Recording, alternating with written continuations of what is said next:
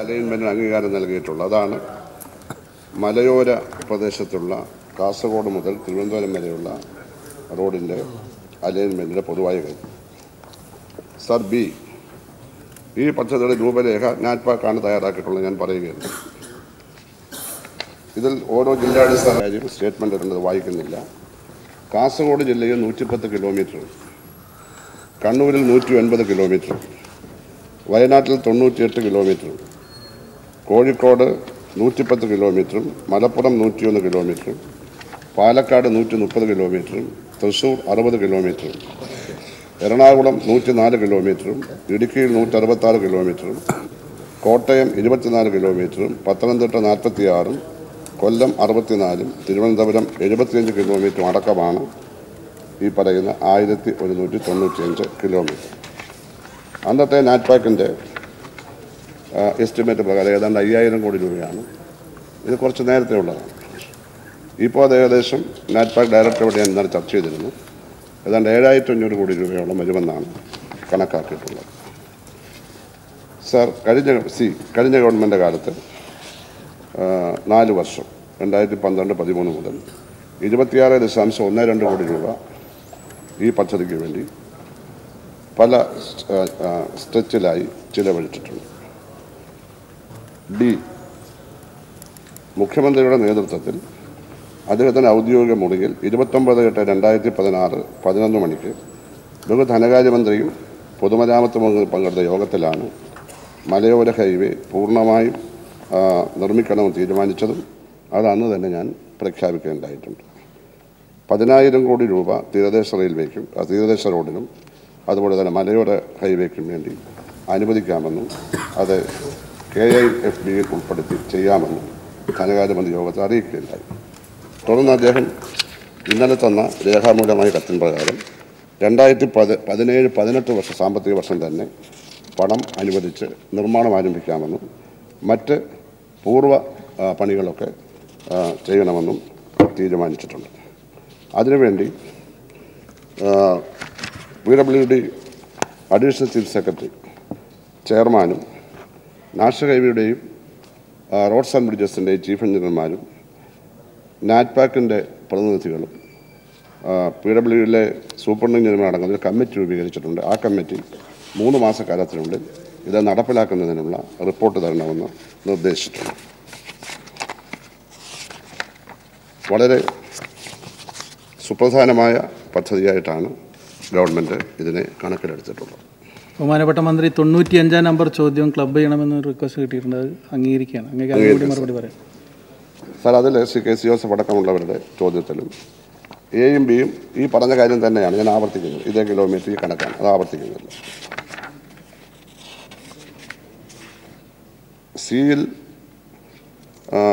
സിയിലെ നാറ്റ്പാക്കിനെ സംബന്ധിച്ചാണ് ഞാൻ പറഞ്ഞു 1195 കിലോമീറ്റർ ദൈർഘ്യമുണ്ട്. അതിൽ കാസർഗോഡ് ജില്ലയിലെ നന്താരപ്പടവ് മുതൽ ചെറുപുഴ വരെയുള്ള 33 കിലോമീറ്റർ റോഡിന് രൂപരേഖ തയ്യാറാക്കുകയും ഡിസ്ട്രിക്ട് ഫ്ലാഗ്ഷിപ്പ് ഇൻഫ്രാസ്ട്രക്ചർ പ്രോജക്റ്റിൽ ഉൾപ്പെടുത്തി 135.7 കോടി രൂപയുടെ പ്രവൃത്തിക്കായി അത് 20/2/2014 ഭരണാനുമതി നൽകിയിട്ടുണ്ട്. അതിൻ്റെ പണി നടന്നു വരികയാണ്. കൂടാതെ കണ്ണൂർ ജില്ലയിലെ ചെറുപുഴ മുതൽ വഞ്ചത്തോട് വരെയുള്ള 59.415 കിലോമീറ്റർ റോഡ് വികസിപ്പിക്കുന്നതിന് 237.20 കോടി രൂപയുടെ രൂപരേഖ തയ്യാറാക്കി അതിനും ഭരണാനുമതി നൽകിയിട്ടുണ്ട്. ഇതുകൂടാതെ ഈ പ്രവൃത്തി പുരോഗതിയിലാണ്. ഇതുകൂടാതെ ഹിൽവേയുടെ അലൈൻമെൻറ്റ് പ്രധാനമായും നിലവിലുള്ള റോഡുകളെ ബന്ധിപ്പിച്ചുകൊണ്ട് പരമാവധി സ്ഥലം ഏറ്റെടുത്തിട്ടുണ്ട്. അതിന് പ്രകാരം കണ്ണൂർ ജില്ലയിൽ വള്ളിത്തോട് മുതൽ കരിക്കോട്ട് വരെയുള്ള ഭാഗം 995 ലക്ഷം, അതായത് 9,95 ലക്ഷം രൂപയ്ക്കും, മാനത്താട്ട് വയൽ മുതൽ അമ്പായത്തോട് വരെയുള്ള സ്ഥലം 8.15 കോടി രൂപയ്ക്കും, കരിക്കോട്ടുകരി മുതൽ മണത്തോട്ട് വയൽ വരെയുള്ള ദൂരം 22.50 ലക്ഷം രൂപയ്ക്കും അത് പൂർത്തീകരിച്ചു വരികയാണ്. ഡി, വിശദമായ പഠനം തീരദേശ ഹൈവേ പറ്റി നടത്തിയിട്ടില്ല. എന്നാൽ നാറ്റ്പാക്കിനോട് തന്നെ പഠനം നടത്താൻ രേഖാമൂലം ഉത്തരവ് നൽകിയിട്ടുണ്ട്. ശ്രീ ജെയിംസ് മാത്യു. സർ, സംസ്ഥാനത്തിൻ്റെ ഗതാഗത സൗകര്യം വർദ്ധിപ്പിക്കുന്നതിൽ വളരെ നിർണായകമായ പങ്ക് വഹിക്കാനിടയുള്ള ഒരു പ്രോജക്റ്റ് തന്നെയാണ് മലയോര ഹൈവേ. ഇതിനുവേണ്ടി കഴിഞ്ഞ സർക്കാരിൻ്റെ കാലത്ത് 2012 മുതൽ 2016 വരെ ചിലവഴിക്കപ്പെട്ട തുക അങ്ങയുടെ മറുപടിയിലിവിടെ ലഭ്യമായിട്ടുണ്ട്. എന്നാൽ ഈ കഴിഞ്ഞ സാമ്പത്തിക വർഷം അവസാനിച്ചതിന് ശേഷം പുതിയ സാമ്പത്തിക വർഷം, നടപ്പ് സാമ്പത്തിക വർഷത്തിൽ 234.6 കോടി രൂപയുടെ പ്രവൃത്തിക്ക് ഭരണാനുമതി നൽകുകയും പ്രവൃത്തി ആരംഭിച്ചതായിട്ട് അങ്ങയുടെ മറുപടിയിൽ തന്നെ വ്യക്തമാണ്. ഇതിന് തക്കവണ്ണമുള്ള ഒരു തുക വകയിരുത്തൽ ആ ഗവൺമെൻറ്റിൻ്റെ ഘട്ടത്തിൽ, ബഡ്ജറ്റ് അവതരിപ്പിച്ച ഘട്ടത്തിലോ മറ്റേതെങ്കിലും സന്ദർഭത്തിലോ ഉണ്ടായിരുന്നോ എന്നുള്ളതൊന്ന് വ്യക്തമാക്കാമോ? അങ്ങനെ ആവശ്യമായ തുക വകയിരുത്താതെ ഭരണാനുമതി കൊടുക്കാനും പ്രവൃത്തി ടെൻഡർ ചെയ്യാനും ആ പ്രവൃത്തി ആരംഭിക്കാനും ഇടയായിട്ടുള്ള സാഹചര്യം ഗവൺമെൻറ് പരിശോധിച്ചിട്ടുണ്ടോ? ഉണ്ടെങ്കിൽ അത് സംബന്ധമായിട്ടുള്ള എന്തെങ്കിലും ഒരു വിശദീകരണം സഭയ്ക്ക് നൽകാമോ? 2009 നായനാർ ഗവൺമെൻറ് കാലത്താണ് ഈ പ്രോജക്റ്റ് പ്രഖ്യാപിക്കുകയും നാറ്റ്പാക്കിൻ്റെ റിപ്പോർട്ട് അംഗീകരിച്ചുകൊണ്ട് നോട്ടിഫിക്കേഷൻ ഇറക്കുകയും ചെയ്തിട്ടുള്ളത്. അതിനുശേഷം കഴിഞ്ഞ ഗവൺമെൻറ് കാലത്ത് കാസർഗോഡും കണ്ണൂരുമായിട്ട് ഇവിടെ ഞാൻ നേരത്തെ വായിച്ച സ്ട്രെച്ചുകൾ പണി ആരംഭിച്ചിട്ടുണ്ട്. പണി ഇപ്പോഴും നടന്നുകൊണ്ടിരിക്കുകയാണ്. പക്ഷെ മൊത്തത്തിൽ ഏതാണ്ട് 1200 കിലോമീറ്ററോളം വരുന്ന കാസർഗോഡ് മുതൽ കളിയിക്കാവ് വരെ വരുന്ന മലയോര ഹൈവേ സമ്പൂർണ്ണമായി കണ്ടുകൊണ്ടുള്ള ഒരു തീരുമാനമെടുത്തിട്ടുണ്ട്. ഒരു പ്രവർത്തനത്തിലേക്ക് വന്നിരുന്നില്ല. ഇപ്പോൾ അതിലേക്ക് വരികയാണ്. തടസ്സങ്ങൾ, ഭൂമി എടുക്കുന്നപ്പോൾ തടസ്സങ്ങൾ ഒഴിവാക്കി കിട്ടുകയാണെങ്കിൽ നമുക്ക് ഈ ഗവൺമെൻറ് കാലത്ത് തന്നെ അത് പൂർത്തീകരിക്കാൻ കഴിയുമെന്ന് പ്രതീക്ഷിക്കുന്നതാണ്. പല സ്ഥലത്തും ഇതുണ്ട്, റോഡുണ്ട്. അത് കണക്ട് ചെയ്യുക എന്നുള്ളതാണ്. അതിനുവേണ്ടി കുറേയധികം പണം ചെലവഴിക്കേണ്ടി വരും. അതാണ് നേരത്തെ 5000 കോടി പുതിയ, ഇപ്പോൾ നമ്മൾ ഇന്നത്തെ ചിലവനുസരിച്ചാണെങ്കിൽ ഞാൻ ഡയറക്ടർ ഓഫ് നാറ്റ്പാക്കുമായി ഡിസ്കസ് ചെയ്തു, 7500 കോടി രൂപ വരെ. പണം ഒരു പ്രശ്നമേ അല്ലെന്ന് ബഹുമാനോട് ധനകാര്യമന്ത്രി തന്നെ ഞാൻ നേരത്തെ പറഞ്ഞു, മുഖ്യമന്ത്രിയുടെ യോഗത്തിൽ പറഞ്ഞു. അപ്പോൾ പണമല്ല പ്രശ്നം. അപ്പോൾ നമുക്ക് മുന്നോട്ട് പോകാൻ വേണ്ടി കഴിയും. ഗവൺമെൻറ് ഏറ്റവും ഒരു മുൻഗണന ഉള്ള ഒരു വികസന പദ്ധതിയായിട്ടാണ് മലയോരത്തെയും അതുപോലെ തീരദേശത്തെയും പദ്ധതി കണക്കാക്കുന്നത്. ഇവിടെ ബഹുമാനപ്പെട്ട അംഗം ചോദിച്ച പ്രശ്നം ഗൗരവമുള്ളതാണ്. ബഡ്ജറ്റിൽ പണമില്ലാതെ, പണം വരാനുള്ള സോഴ്സുകളൊന്നും തുറന്നിടാതെ ഏതാണ്ട് ഒരു 5,000-6,000 കോടി രൂപയുടെ പദ്ധതി പല പേരിലാണ്. നല്ല പദ്ധതികളൊക്കെയാണ്, അതിനെപ്പറ്റി അഭിപ്രായവ്യത്യാസമില്ല. ചെയ്യേണ്ട റോഡുകളാണ്, അതിലൊന്നും അഭിപ്രായവ്യത്യാസമില്ല. ഡിസ്ട്രിക്ട് ഫ്ലാഗ്ഷിപ്പ് പദ്ധതി, മറ്റ് സ്പെഷ്യൽ സാങ്ഷൻ എല്ലാം കൊടുത്തിട്ടുണ്ട്.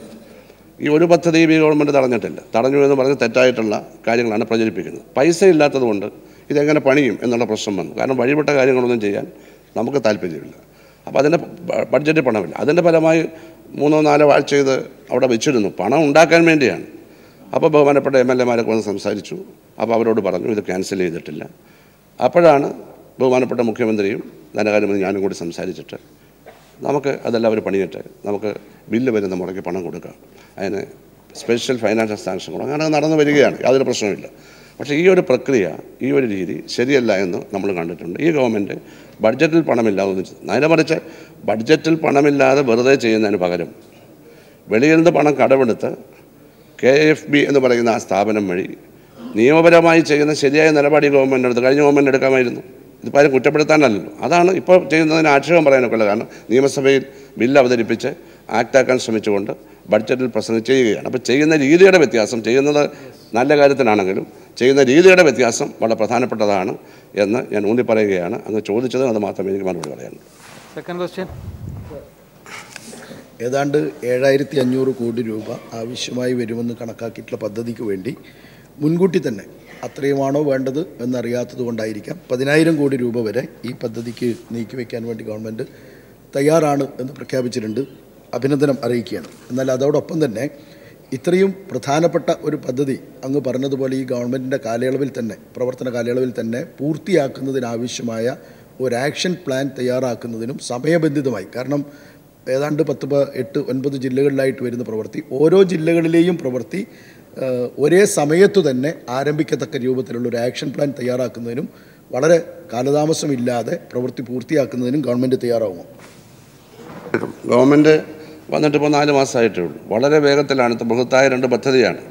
നമ്മുടെ ഒരു സ്വപ്നമായ ദീർഘകാലമായിട്ട് ഞാൻ ഓർക്കുന്നുണ്ട്. ശ്രീ PJ ജോസഫ് ഇവിടെ മരാമത്ത് മന്ത്രിയായി എന്നപ്പോൾ ആവേശപൂർവ്വം അദ്ദേഹം നിയമസഭയിൽ ഇതേപ്പറ്റി പറയുന്നതൊക്കെ അന്ന് ഞാനിവിടെ ഭരണകക്ഷി ബെഞ്ചിലുണ്ടായിരുന്നു. ഞാനിവിടെ കേട്ടിട്ടുണ്ട്, അന്നുള്ള എല്ലാവരും കേട്ടിട്ടുണ്ട്. അപ്പോൾ നല്ലൊരു കാര്യമാണ്. കഴിഞ്ഞ ഗവൺമെൻറ് കുറച്ച് കാര്യം ചെയ്തു, നമ്മളിപ്പോൾ സമ്പൂർണ്ണമായിട്ടങ്ങ് ചെയ്യുകയാണ്. അത് ഈ ഗവൺമെൻറ് കാലത്ത് തന്നെ പൂർത്തിയാക്കണമെന്ന ആഗ്രഹം ഞാൻ ഇവിടെ ഗവൺമെൻറ്റിന് വേണ്ടി പറഞ്ഞ സ്ഥിതിക്ക് എല്ലാ തരത്തിലും അത് ഗതിവേഗത്തിലാക്കാനുള്ള നീക്കം ഇവിടെ ഇപ്പോൾ ഗവൺമെൻറ് ഇത് 29-ാം തീയതി CM-ഉം ധനകാര്യമന്ത്രിയുമായിട്ട് ചേർന്ന് ഞാൻ അതിനുശേഷം പ്രഖ്യാപിച്ച ശേഷം അന്ന് തന്നെ കമ്മിറ്റി കോൺസ്റ്റിറ്റ്യൂട്ട് ചെയ്തു. അഡീഷണൽ ചീഫ് സെക്രട്ടറി, PWD ചെയർമാനായി, national highway chief engineer, roads and bridges chief engineer, അതുപോലെ നാറ്റ്പാക്കിൻ്റെ പ്രതിനിധി, അതുപോലെ തന്നെ ഇത് കടന്നു പോകുന്ന 2 പാതകളും കടന്നു പോകുന്ന സ്ഥലത്തെ സൂപ്രണ്ട് എഞ്ചിനീയർമാർ, അതൊരു കമ്മിറ്റി ഉണ്ട്. അവർ 3 മാസത്തിനുള്ളിൽ ഇതിൻ്റെ വ്യക്തമായ റിപ്പോർട്ട് തരും. അപ്പോഴത് കറക്റ്റായിട്ട് വരും. എന്നിട്ട് നാറ്റ്പാക്ക് തീരദേശത്തേത് പഠിക്കാൻ വേണ്ടി അവർ ആരംഭിച്ചിരിക്കുകയാണ്. അവർ റിപ്പോർട്ട് തരും. മറ്റേത് DPR കിട്ടിക്കഴിഞ്ഞു. മലയോര ഹൈവേയുടെ DPR പൂർണ്ണമായും കിട്ടുക. അതാണ് 5000 കോടി എന്ന് അന്ന് തീരുമാനിച്ചത്. ഇപ്പോൾ 7500 കോടി വരെ ആകാം. ചിലപ്പോൾ ഈ കണക്ഷനൊക്കെ കുറച്ചധികം ഉണ്ടെങ്കിൽ 5000 കോടി മതിയായിരുന്നു. ഏതായാലും ശരി, 10000 കോടിയോളം രൂപ മലയോര ഹൈവേക്കും തീരദേശ ഹൈവേ കമ്പനി ചെലവഴിക്കാൻ ഗവൺമെൻറ് തീരുമാനിച്ചിരിക്കുകയാണ്. 2017-18 ഇതിൻ്റെ പ്രവർത്തനം അങ്ങ് സ്റ്റാർട്ട് ചെയ്യുക. അതിനുമുമ്പ് എല്ലാ തരത്തിലുള്ള സാങ്കേതിക കാര്യങ്ങളും പൂർത്തിയാക്കാൻ ആഗ്രഹിക്കുന്നു. അവിടെയുള്ള എല്ലാ MLA-മാരുടെയും നമ്മുടെ നാടിൻ്റെ മൊത്തം പിന്തുണയാണ് ഇതിനാവശ്യം. ഇതെല്ലാവരും പ്രതീക്ഷിക്കുന്ന കാര്യമാണ്. എല്ലാ ഗവൺമെൻറ്റുകളും ആഗ്രഹിക്കുന്നതാണ്. അത് പൂർത്തിയാക്കാനുള്ള ഒരവസരം നമ്മളെല്ലാമുള്ള ഈ സഭയ്ക്ക് കിട്ടുകയാണെങ്കിൽ കേരളത്തിൻ്റെയും നമ്മുടെയും ഭാഗ്യമായിരിക്കും എന്നാണ് എനിക്ക് പറയാനുള്ളത്. ചിലവ് എനിക്ക് തോന്നുന്നു ഒരു 10-20 കിലോമീറ്ററെങ്കിലും നീളം കുറയ്ക്കാനും കഴിയും. ആ വിധത്തിൽ MLA-മാരുടെ ശുപാർശയുടെ അടിസ്ഥാനത്തിൽ ഈ അലൈൻമെൻറ്റിൽ വല്ല ഭേദഗതിയും വരുത്താൻ ഗവൺമെൻറ് തയ്യാറാകുമോ എന്നതാണ് അറിയേണ്ടത്. ഗവൺമെൻറ്റിന് ഇന്ന അലൈൻമെൻറ്റൊന്നും പിടിവാശിയില്ല. ഏറ്റവും നല്ല തരത്തിൽ, ജനങ്ങൾക്ക് ഏറ്റവും പ്രയോജനകരമായ തരത്തിൽ, നിർമ്മിക്കാൻ ഏറ്റവും സുഗമമായ തരത്തിൽ ഏതാണോ അലൈൻമെൻറ്റ്, അതിലെന്തെങ്കിലും വ്യത്യാസം നാറ്റ്പാക്ക് വേണമെങ്കിൽ അവരുമായിട്ട് സംസാരിച്ച് അതിനൊന്നും യാതൊരു പ്രശ്നമില്ല. കാരണം നിർമ്മാണഘട്ടം ആരംഭിക്കുന്നതേ ഉള്ളൂ. അങ്ങ് പറഞ്ഞ എല്ലാ വിശദാംശങ്ങളും തന്നു. കോഴിക്കോട് 110 കിലോമീറ്റർ, വിലങ്ങാട്, കല്ലാച്ചി, കുടിയങ്ങാട്, തലയാട്, കോടിയഞ്ചേരി, തിരുവാമ്പാടി, കുടരഞ്ഞ്, കൂമ്പാറ, കക്കടംപൊഴി, വെളികന്തോട്, ഇതാണ് ലൈൻ. ഇത് ഏത് ലൈൻ വേണമെങ്കിലും ആലോചിച്ച് വ്യത്യാസം വരുത്തുന്നതിന് യാതൊരു പ്രശ്നവുമില്ല. ശ്രീ CK ഹരീന്ദ്രൻ. സാർ, 1954 മലയോര ഹൈവേ എന്ന ആശയത്തിന് കേന്ദ്ര ധനകാര്യ കമ്മീഷൻ്റെ അനുമതി ലഭിച്ചെങ്കിലും ഇതേവരെ അത് യാഥാർത്ഥ്യമാക്കാൻ കഴിഞ്ഞില്ല. ഈ ഗവൺമെൻറ് അതിന് മുൻകൈയെടുക്കുന്നു എന്നറിയുന്നതിൽ അതിയായി സന്തോഷമുണ്ട്.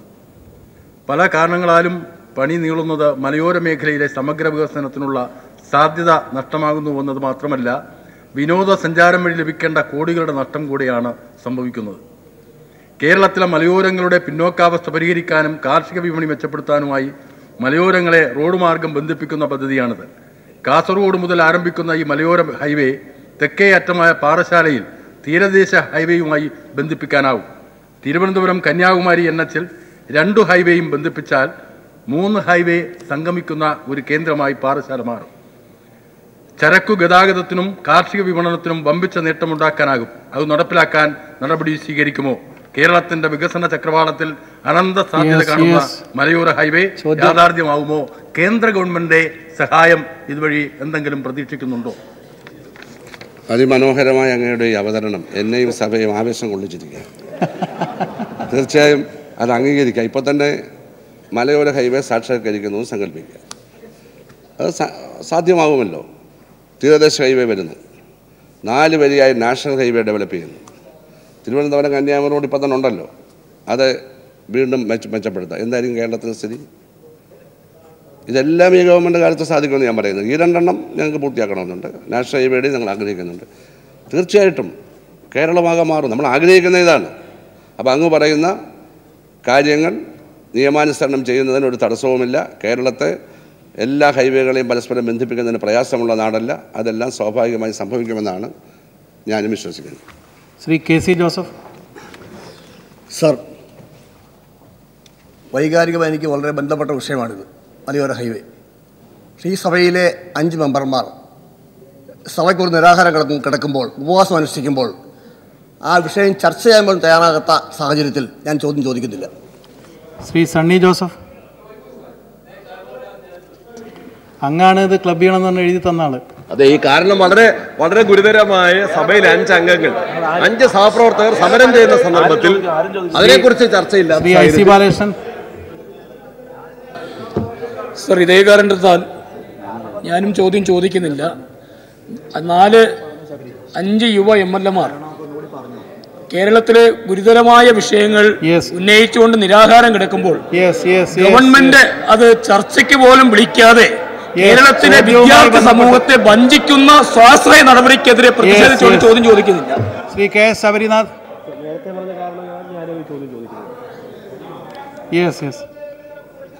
Shri K V Vijayadas. കസ്തൂരിരംഗൻ റിപ്പോർട്ടിൻ്റെ ആഘാതത്തിൽ വീർപ്പുമുട്ടിക്കഴിയുന്ന ജനതയാണ് മലയോര മേഖലയിലുള്ളവർ. ആ മലയോര മേഖലയിലെ പാവപ്പെട്ട ജനങ്ങൾക്ക് വികസനത്തിൻ്റെ വെള്ളി വെളിച്ചം എത്തിക്കുന്നതിന് വേണ്ടി മലയോര ഹൈവേക്ക് കഴിയും എന്നാണ് ഞാൻ വിശ്വസിക്കുന്നത്. പാലക്കാട് ജില്ലയുടെ ഏറ്റവും അവികസിത മേഖലയായിട്ടുള്ള അട്ടപ്പാടിയെയും അതുപോലെ തന്നെ മണ്ണാർക്കാടിനെയും തമ്മിൽ ബന്ധിപ്പിക്കുന്ന കാഞ്ഞിരപ്പുഴ വഴി വരുന്ന ഹൈവേ യാഥാർത്ഥ്യമാക്കാൻ കഴിയുമോ? അങ്ങനെ പാലക്കാട് ജില്ലയിലെ അവികസിത മേഖല വികസനത്തിൻ്റെ വെളിച്ചമെത്തിക്കാൻ ഈ ഗവൺമെൻറ് നടപടി സ്വീകരിക്കുമോ എന്നാണ് എനിക്കറിയാനുള്ളത്. പാലക്കാട് ജില്ലയിൽ 130 കിലോമീറ്റർ ദൂരത്തിലാണ്. നിങ്ങൾ ചോദിച്ചത് കൊണ്ട് എടുത്തു പറയുകയാണ്. പൊൻപാറ, ഇടത്തനാട്ടുകര, കാപ്പുപറമ്പ്, തിരുവിഴാംകുന്ന്, കോട്ടോപ്പാട്, കുമരംപുത്തൂർ, മണ്ണാർക്കാട്, പാലക്കാട് പുതുനഗരം, കൊല്ലങ്കോട്, നെന്മാര, വടക്കാഞ്ചേരി, പന്തലംപാട് എന്നാണ് ആ റൂട്ട്. അത് ഭേദഗതി നിർദ്ദേശിച്ചിട്ടില്ല. ഇതാണ് ഇപ്പോൾ വന്നിരിക്കുന്ന റൂട്ട്. തീർച്ചയായിട്ടും പാലക്കാടിലെ ഈ ഭാഗമില്ലാതെ ഇത് തീരത്തില്ലല്ലോ.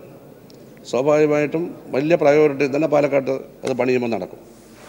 പിന്നെ ബഹുമാനപ്പെട്ട പ്രതിപക്ഷ MLA-മാർ ചോദ്യം ചോദിച്ചപ്പോൾ വന്നതിൽ നന്ദിയുണ്ട്. നിങ്ങൾ വന്നല്ലോ, അത് നന്ദിയുണ്ട്. പക്ഷേ ചോദ്യം ചോദിക്കുന്നതുകൊണ്ട് നിരാഹാരത്തിനൊരു കുറവും വരുമായിരുന്നില്ല എന്ന് മാത്രമേ ഞാൻ പറയുന്നുള്ളൂ. ശ്രീ PV അൻവർ. സർ, ഈ മലയോര മേഖലയിൽ അതിനെ ബന്ധിപ്പിക്കുന്നത് വയനാട് മലപ്പുറം ജില്ലയെ ബന്ധിപ്പിക്കുന്നത് ചൂരൽമലയിൽ നിന്നും നിലമ്പൂരിലെ പോത്തുകല്ലിലേക്ക് ആണ് റോഡ് ഇറങ്ങുന്നത്. അത് സർവേ നടത്താൻ വേണ്ടി PWD 8 ലക്ഷം രൂപ ഇപ്പോൾ വകയിരുത്തിയിട്ടുണ്ട്. PWD ഉദ്യോഗസ്ഥന്മാർ കഴിഞ്ഞ ആഴ്ച സർവേക്ക് വേണ്ടി അവിടെ വന്നതാണ്. തുടക്കത്തിലെ ഫോറസ്റ്റ് ഉദ്യോഗസ്ഥന്മാരുടെ ഒബ്ജക്ഷൻ ഉണ്ടായിട്ട് സർവേ നടത്താൻ പറ്റിയിട്ടില്ല. അതേ ചോദിച്ചുകൊണ്ടിരിക്കുകയാണ്. ആ വിവരം ബഹുമാനപ്പെട്ട മുഖ്യമന്ത്രിയെയും വനംവകുപ്പ് മന്ത്രിയെയും നമ്മൾ അറിയിച്ചിട്ടുണ്ട്. സർവേ പോലും നടത്താൻ സാധ്യമല്ലാത്തൊരവസ്ഥയിൽ ചോദ്യത്തിലേക്ക് വരും. ഈ പദ്ധതി മുന്നോട്ട് കൊണ്ടുപോകാൻ പ്രയാസമുണ്ടാകും. അതുകൊണ്ട് അടിയന്തരമായിട്ട് മുഖ്യമന്ത്രിയും ഇതുമായി ബന്ധപ്പെട്ട മന്ത്രിമാരുമായി ചർച്ച നടത്തിയിട്ട് ആ സർവേയെങ്കിലും പൂർത്തീകരിക്കാനുള്ള കാര്യങ്ങൾ ചെയ്യണമെന്നാണ് പറയാനുള്ളത്. 98 കിലോമീറ്ററാണ് വയനാട്ടിലാകെ ഉള്ളത്. അത് 2 കിലോമീറ്റർ ഫോറസ്റ്റാണ്. ബോയ്സ് ടൗൺ, മാനന്തവാടി, 4 മൈൽ, 5 കുന്ന്, പനമരം, കൈനാട്ടി, കൽപ്പറ്റ, കാപ്പൻകൊല്ലി, മേപ്പാടി, ചൂരൽമല, അരുണാപ്പുഴയാണ്. ഇതിൽ അലൈൻമെൻറ്റിൽ വരുന്ന ചൂരൽമല മുതൽ അരുണാപ്പുഴ വരെയുള്ള ഭാഗത്ത് 2 കിലോമീറ്ററാണ് ഫോറസ്റ്റ് ഉള്ളത്. അത് വയനാട്ടിലാണ്. അതെ, ഇത് വയനാട് ജില്ലയിലാണ് ഞാൻ പറഞ്ഞത്. ഈ 2 കിലോമീറ്റർ അതാണ്. അതെ, അതുപോലെ തന്നെ മലപ്പുറം ജില്ലയിൽ 101 കിലോമീറ്ററാണ്. അരുണപ്പുഴ, തമ്പുരാട്ടിക്കല്ല്, പാലുണ്ട, എടക്കര, കരുളായി, മുത്തേടം, പൂക്കാട്ടുപാടം, കാളിക്കാറ്, കേരളം, കിഴക്കേ തല, കരുവാരക്കുണ്ട്, തരിശു, പുൽവേട്ട, കരിങ്കൽ തോണി, പൊൻപാറ, വെളിയന്താട്, പൂക്കാട്ടുപാട് ഇവയാണ്. ഫോറസ്റ്റുമായിട്ടുള്ള ഞാൻ പറഞ്ഞല്ലോ, ബഹുമാനപ്പെട്ട മുഖ്യമന്ത്രിയുണ്ട്, ധനകാര്യമന്ത്രിയുണ്ട്, ഇതിൻ്റെ മന്ത്രിയായ ഞാനുണ്ട്, നമ്മുടെ ഫോറസ്റ്റ് മന്ത്രി. നമുക്ക് ചർച്ച ചെയ്ത് ഗവൺമെൻറ്റല്ലേ, കേന്ദ്രത്തിൻ്റെ പ്രശ്നം വരും. ചിലപ്പോൾ സംസാരിച്ച് പരിഹാരം കാണാതിരിക്കാൻ കഴിയില്ലല്ലോ. ശ്രീ V അബ്ദുറഹ്മാൻ. തീരദേശ ഹൈവേ ഏകദേശം 6.5 കിലോമീറ്റർ പൂർത്തിയായി കിടക്കുകയാണ്. രാഷ്ട്രീയ സമ്മർദ്ദത്തിൻ്റെ ഫലമായിട്ട് ഉദ്യോഗസ്ഥന്മാർ സമയത്തിന് അവരുടെ ജോലി പൂർത്തിയാക്കാത്തതാണ് തീരദേശ ഹൈവേ പൊന്നാനി മുതൽ കോഴിക്കോട് വരെയുള്ള ഭാഗത്ത് ഇപ്പോൾ തടസ്സമായി നിൽക്കുന്നത്. അതിൽ മറ്റൊരു പ്രധാന കാര്യം, ഈ റോഡും ചെമ്പ്രവട്ടം റെഗുലേറ്റർ കം ബ്രിഡ്ജിനെയാണ് ആശ്രയിക്കാൻ പോകുന്നത്. അതുകൊണ്ട് തന്നെ ആ ഭാഗങ്ങളിൽ ശക്തമായ ട്രാഫിക് ഉണ്ടാകാൻ സാധ്യതയുണ്ട്. ആ അലൈൻമെൻറ്റ് മാറ്റി പൊന്നാനി നഗരത്തിൽ നിന്നും പുറത്തൂരിലേക്ക് ഒരു പാലം നിർമ്മിച്ചുകൊണ്ട് ഈ അലൈൻമെൻറ്റ് മാറ്റിയാൽ മാത്രമേ ഇതിൻ്റെ പൂർണ്ണമായിട്ടുള്ള ഒരു ഉപകാരം ഈ റോഡ് ട്രാഫിക്കിന് ഉണ്ടാവുകയുള്ളൂ. അത്തരത്തിലുള്ള വല്ല തീരുമാനങ്ങളും അങ്ങയുടെ ഭാഗത്തുനിന്നുണ്ടോ? അതിൻ്റെ തീരുമാനങ്ങളൊന്നും ആയിട്ടില്ല, കാരണം സ്റ്റേജ് ആവുന്നേ ഉള്ളൂ. ഇപ്പോൾ തീരദേശ ഹൈവേ സംബന്ധിച്ച് പ്രോജക്റ്റ് റിപ്പോർട്ട് ആയിട്ടില്ല. അവിടെ ഇപ്പോൾ ഉള്ളത് പൊന്നാനി മുതൽ കോഴിക്കോട് വരെയുള്ള റോഡിൽ മലപ്പുറം ജില്ല ആശാൻപാട മുതൽ പറവണ്ണ വരെ 4.5 കിലോമീറ്ററാണ് 4.5 പൂർത്തീകരിച്ചത്. അത് പൂർത്തീകരിച്ചിട്ടുണ്ട്. ഈ തീരദേശ റോഡ് മൊത്തം കേന്ദ്ര ഗവൺമെൻറ് ഭാരത് മാല എന്നൊരു പ്രോഗ്രാമുണ്ട്. ആ പ്രോഗ്രാമിൽ പെടുത്താൻ വേണ്ടി നമ്മളിപ്പോൾ ആവശ്യപ്പെടുകയാണ്. ബഹുമാനപ്പെട്ട മുഖ്യമന്ത്രി അടക്കം ഞങ്ങൾ ആലോചിച്ചിട്ട് കേന്ദ്ര ഗവൺമെൻറ് പദ്ധതിപ്പെടുത്താൻ കഴിയുമോ എന്നുള്ളതും ആലോചിക്കുന്നു. ഇല്ലെങ്കിലും നമ്മൾ പ്രഖ്യാപിച്ചതുപോലെ 4000 കോടിയോളം രൂപ വേണം തീരദേശ ഹൈവേക്ക്. അത് നമ്മൾ നിർമ്മിക്കാൻ തന്നെയാണ് തീരുമാനിച്ചത്. ഇവിടെയെല്ലാം ഒരുപാട് റോഡുകളുണ്ട്, പല കണക്ഷൻസൊക്കെ. ഉദാഹരണം, എറണാകുളത്തു നിന്ന് ആലപ്പുഴ കയറണമെങ്കിൽ അവിടെ അന്ധകാരനടിയിൽ 2 പാലം വേണം. കഴിഞ്ഞ PS ഗവൺമെൻറ് കാലത്ത് തന്നെ നമ്മുടെ ഇന്നത്തെ MLA ആണ് ആരിഫാണ് ഒരു പാലം ഞങ്ങൾ പണിഞ്ഞിട്ടുണ്ട്. 2ാമത്തെ പാലം ഇപ്പോൾ നിർമ്മിച്ചുകൊണ്ടിരിക്കുക. അങ്ങനെ കുറേ കാര്യങ്ങൾ നടന്നിട്ടുണ്ട്. എല്ലാം കണക്ട് ചെയ്യുക എന്നുള്ളതാണ്. ഇപ്പം ഇവിടെ തോട്ടപ്പള്ളി വീതിയുള്ള പാലമല്ല, അപ്പോൾ പുതിയൊരു പാലം ചിലപ്പോൾ അവിടെ പണിയേണ്ടി വരും. നീണ്ടകരയിൽ നാഷണൽ ഹൈവേ തന്നെ പുതിയൊരു പാലം നിർമ്മിക്കാൻ പോവുകയാണ്. അപ്പോൾ ആ പാലത്തിൻ്റെ കെയർ ഓഫിൽ നമുക്ക് ഈ പാലം പിന്നെ അങ്ങനെ ഏകദേശം ധാരണയായിട്ടുണ്ട്. തീരുമാനം ഈ പറഞ്ഞ കാര്യം അലൈൻമെൻറ്റ് എതിരെ കൂടെ ആവണമെന്നുള്ളത് സുഗമമായ സഞ്ചാരമാണ് പ്രധാനം. കാസർഗോഡ് തിരുവനന്തപുരത്തേക്ക് സുഗമമായ തിരുവനന്തപുരം പിന്നെ കന്യാകുമാരിക്ക് പോകല്ലോ, സുഗമമായ സഞ്ചാരം ഏറ്റവും ലാഭകരമായ തരത്തിൽ അധികം ആളുകളെ ഉപദ്രവിക്കാതെ. ഇതിന് ഒരുപാട് ഘടകങ്ങളുണ്ട്. അപ്പോൾ അങ്ങ് പറയുന്നത് ഏത് ഘടകത്തിൽ പെടുന്നു അതനുസരിച്ച് മാറ്റം വരുത്താം, ഒരു പ്രശ്നമൊന്നുമില്ല. Shri PC George. 99 നയനാർ ഗവൺമെൻറ്റിൻ്റെ കാലഘട്ടത്തിൽ അന്ന് ശിവദാസ മേനോൻ ധനകാര്യമന്ത്രിയായിരിക്കുമ്പോൾ പ്രഖ്യാപിച്ച ഈ പദ്ധതി പ്രകാരം 99 ശ്രീ PJ ജോസഫ് വിളിച്ചുകൂട്ടിയ യോഗത്തിൽ തീരുമാനിച്ച അലൈൻമെൻറ്റും പിന്നീട് 2003 ശ്രീ MK മുനീർ വിളിച്ചുകൂട്ടിയ യോഗത്തിൽ തീരുമാനിച്ച അലൈൻമെൻറ്റും അല്ല ഇപ്പോൾ വന്നിരിക്കുന്നത്. ശ്രീ ജോർജ് തോമസിൻ്റെ ചോദ്യത്തിന് മറുപടിയായി അലൈൻമെൻറ്റ് സംബന്ധിച്ച് പുനഃപരിശോധന നടത്താം എന്ന് ബഹുമാനപ്പെട്ട മന്ത്രി പറഞ്ഞതിനെ ഞാൻ സ്വാഗതം ചെയ്യുകയാണ്. ആ രൂപത്തിൽ ചെയ്യണം. അല്ലെന്നുണ്ടെങ്കിൽ നിലവിലുള്ള സ്റ്റേറ്റ് ഹൈവേ തന്നെ എടുത്ത് പറിച്ചു വെച്ചിട്ട് കാര്യമില്ല. പിന്നെ എനിക്ക് വെക്കാനുള്ളൊരു നിർദ്ദേശം, സർ, ഇന്ന് നമ്മൾ വിഭാവനം ചെയ്യുന്ന ഈ റോഡുകൾ എല്ലാം 2 ലൈൻ റോഡുകളാണ്. ഇപ്പോൾ തന്നെ നമ്മുടെ തിരുവനന്തപുരത്തു നിന്ന് ചെങ്ങന്നൂർ വരെയുള്ള MC റോഡ്, സർ, അവിടെ വാഹനത്തിറക്കും. നമ്മൾ ഭാവിയെ കണ്ടുകൊണ്ടുള്ള ഒരു വികസനം ഇവിടെ ചിന്തിക്കുന്നില്ല. നമ്മളിനി 4 ലൈൻ റോഡുകളെ പറ്റിയെങ്കിലും മിനിമം ചിന്തിക്കണം. 6 ലൈൻ റോഡും 12 ലൈൻ റോഡും ഒക്കെ ലോകത്തുള്ളപ്പോൾ ഒരു 4 ലൈൻ റോഡിനെ പറ്റിയെങ്കിലും നമ്മൾ ചിന്തിക്കുന്ന രൂപത്തിൽ ഈ മലയോര ഹൈവേയും അതുപോലെ തന്നെ ഇപ്പോൾ KSTP എടുത്തിരിക്കുന്ന റോഡുകളും 4 ലൈൻ ആക്കാൻ മുഴുവൻ പൂർത്തിയാക്കണമെന്നല്ല ഞാൻ പറയുന്നത്, ചെയ്യാവുന്നിടത്തോളം ആ നിലയിൽ ഭാവിയെ കണ്ടുകൊണ്ട് ആലോചിക്കാൻ അങ്ങേക്ക് കഴിയുമോ എന്നാണ് എൻ്റെ ചോദ്യം. ഇപ്പോൾ ഇവിടെ അലൈൻമെൻറ്റിനെ പറ്റിയാണ്, അതായത് മലയോര പാതയുടെ, മറ്റേത് പൊതുവായിട്ടുള്ള 4 വരി പാതയെ പറ്റിയാണ്. അത് നമുക്ക് ചർച്ച ചെയ്യാം, അത് അങ്ങനെ അറിയാമല്ലോ. ഇതിലിപ്പോൾ പത്തനംതിട്ട പ്ലാച്ചേരി, റാന്നി, കുമ്പഴ, കോന്നി, പത്തനാപുരം. ഇതിപ്പോൾ അലൈൻമെൻ്റ് ഒന്നും യോഗത്തിൽ തീരുമാനിക്കാൻ കഴിയില്ല. അങ്ങനെ തീരുമാനിച്ചെങ്കിൽ അത് ശരിയല്ല. യോഗത്തിന് അലൈൻമെൻറ്റ് തീരുമാനിക്കാം, മന്ത്രിമാർക്ക് അങ്ങനെ അലൈൻമെൻറ്റ് തീരുമാനിക്കാൻ, അതൊക്കെ തെറ്റായിട്ട് അന്നെടുത്ത തീരുമാനങ്ങളാണ്. അലൈൻമെൻറ്റ് തീരുമാനിക്കാൻ ഇന്ത്യയിലെ ആധികാരിക നാറ്റ്പാക്കാണ് എഴുതിയിരിക്കുന്നത്. ആ അലൈൻമെൻറ്റ് ഭേദഗതി വരുത്താം, അത് നമുക്ക് ഭേദഗതി വരുത്താം. അപ്പം തീരദേശത്തേക്ക് അലൈൻമെൻറ്റിന് അവരെയാണ്, അപ്പോൾ അത് നമ്മൾ ആധികാരികതയാണ്. പക്ഷേ അത് മാറ്റം വരുത്താൻ നമുക്ക് അവകാശമുണ്ട്, നമുക്ക് ചെയ്യാം. പിന്നെ 4 വരിയെ പറ്റി ഇപ്പോൾ ഇതിനകത്ത് വരുന്നതല്ലെങ്കിലും ദേശീയപാതയാണ് തീരുമാനിച്ചിട്ടുള്ളത്. മറ്റു കാര്യങ്ങൾ നമുക്ക് ചർച്ച ചെയ്ത്, കാരണം നമ്മൾ ചിന്തിക്കുന്ന പോലെ ജനങ്ങളും കൂടി ചിന്തിക്കണമല്ലോ. നമ്മൾ മാത്രം ചിന്തിച്ചിട്ട് കാര്യമില്ല, ജനങ്ങളും കൂടി ചിന്തിക്കണം. അവരുടെ അധിവാസം, ഈ നാട്ടിലെ മുഴുവൻ ജനങ്ങളെയും പറഞ്ഞയച്ചിട്ട് റോഡ് പണിയാൻ പറ്റുമോ?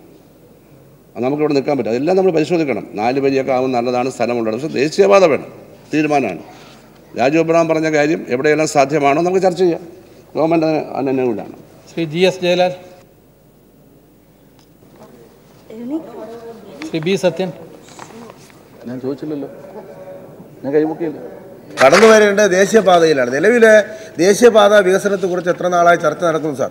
ചേർത്തല തിരുവനന്തപുരം പാത ഇരട്ടിപ്പിക്കലിൻ്റെ ഭാഗമായി നിരവധി പ്രാവശ്യം കേന്ദ്ര NHA national highway authority notification റദ്ദ് ചെയ്തു. അവസാനം ഞാൻ മനസ്സിലാക്കുന്നത് പ്രിയപ്പെട്ട മുഖ്യമന്ത്രിയും നമ്മുടെ പ്രിയപ്പെട്ട മരാമത്ത് വകുപ്പ് മന്ത്രിയും കേന്ദ്ര ഉപരിതല ഗതാഗത വകുപ്പ് മന്ത്രിയും അതുപോലെ തന്നെ പ്രധാനമന്ത്രി ഉൾപ്പെടെയുള്ളവരെ ബന്ധപ്പെട്ടു എന്നാണ് മനസ്സിലാക്കുന്നത്. സാർ, ഈ ചേർത്തല തിരുവനന്തപുരം പാത ഇരട്ടിപ്പിക്കൽ പദ്ധതിയെ സംബന്ധിച്ചിടത്തോളം കൺസൾട്ടൻസിയെ വെച്ചെന്നാണ് ഞാൻ മനസ്സിലാക്കുന്നത് സാർ. സാർ, അതിലും അപാകതകളും അതുപോലെ തന്നെ സമരങ്ങളൊക്കെ ഒത്തിരി നടന്നതാണ് സാർ. 40 മീറ്ററാണ് വീതി കൂട്ടേണ്ടത്. ആ 40 മീറ്റർ വേണ്ടായെന്ന് 20 മീറ്റർ മതിയെന്നൊക്കെയുള്ള വാദഗതികൾ പലയിടത്തും നടക്കുന്നുണ്ട്. ഞാൻ പോയിന്റിലേക്ക് വരികയാണ് സാർ. സാർ, കൺസൾട്ടൻസിയെ വെച്ച് കഴിഞ്ഞുവെങ്കിൽ നാഷണൽ ഹൈവേ അതോറിറ്റിയുടെ നിയന്ത്രണത്തിൽ തന്നെയാണോ ചേർത്തല തിരുവനന്തപുരം പാത ഇരട്ടിപ്പിക്കൽ പൂർണ്ണമാകുന്നത്? അത് സ്ഥലമെടുത്ത് കൊടുക്കൽ ഉൾപ്പെടെയുള്ള കാര്യങ്ങളിൽ 2 വർഷത്തെ സമയം പറഞ്ഞിരുന്നു സാർ. ആ 2 വർഷത്തിനകം ഇത് പൂർത്തീകരിച്ചെടുക്കുവാൻ ഈ പാത ഇരട്ടിപ്പിക്കൽ പണി നടക്കാൻ കഴിയും സാർ. അതിൻ്റെ ഭാഗമായാണ് സാർ ആറ്റിങ്ങൽ വഴി വരുന്ന മാമം അതുപോലെ